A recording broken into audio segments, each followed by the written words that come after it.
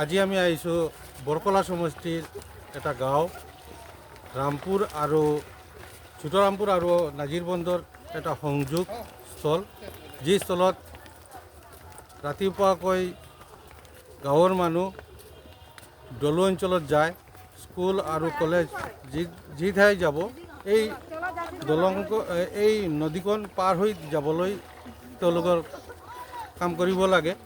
তো আমি আপোনাৰ ৰাজ্যৰ সন্মুখত এইবিলাক মানুহে কেনেদৰে চলি আছে এইটোৰ এটা দৃশ্য দেখাম। এটা বাঁহৰ দলং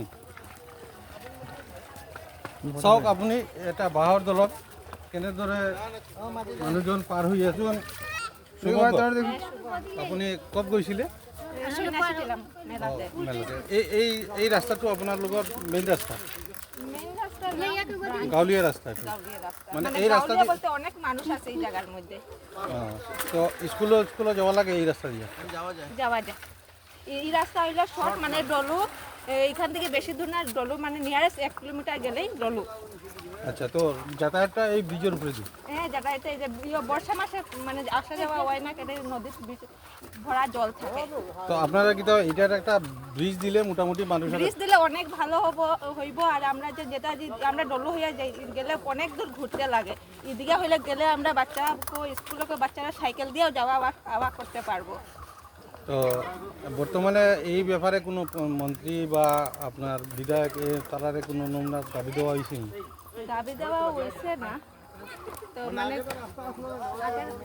মেন রোড রাস্তা আসছিল, কিন্তু আমরা চাইলাম মানে যদি আপনারা সাইডে যদি প্রস্তাব যায় তো খুবই ভালো হইব। ঠিক আছে, আপুনি দেখিলে আৰু আমাৰ ৰাজ্যৰ মানুহে কেনেদৰে কষ্ট কৰি আছে। তেওঁলোকে এখন নদী পাৰ হ'বলৈ বাঁহৰ এখন দলং ক্ৰছ কৰে।